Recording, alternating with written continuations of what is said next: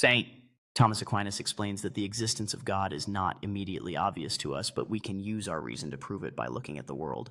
He begins by stating that a truth can be self-evident in itself, but not self-evident to us.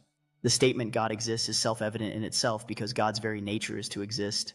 However, because our human minds are limited and cannot fully understand the infinite essence of God, the proposition is not self-evident to us. We cannot just intuit it, we have to reason our way to it. Since we cannot know God directly, we must come to know him through his effects, the things in our world that he has caused.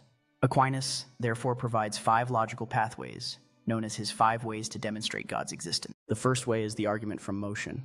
We see with our own eyes that things in the world are in motion, meaning they are changing, but nothing can move or change itself. Whatever is moved must be moved by something else. However, this chain of things moving other things cannot go backwards forever. There must be a first mover which started all motion but is itself unmoved by anything else. This first unmoved mover is what we call God. The second way is the argument from efficient cause. We see that everything that exists has been caused to exist by something else. Nothing causes itself, but an infinite series of causes is impossible. If there was no first cause, there would be no subsequent causes and nothing would exist now. Therefore, there must be a first uncaused cause which started the chain of existence. This first cause is what we call God. The third way is the argument from possibility and necessity. We find in nature things that are possible to be and not to be. They are born and they die. If everything were like this, then at some point in the past, nothing would have existed. And if nothing ever existed, nothing could ever have begun to exist, and there would be nothing now. But since things clearly do exist now, there must be something which does not merely have the possibility to exist, but which must exist necessarily. This necessary being, which does not depend on anything else for its existence, is what we call God. The fourth way is the argument from gradation.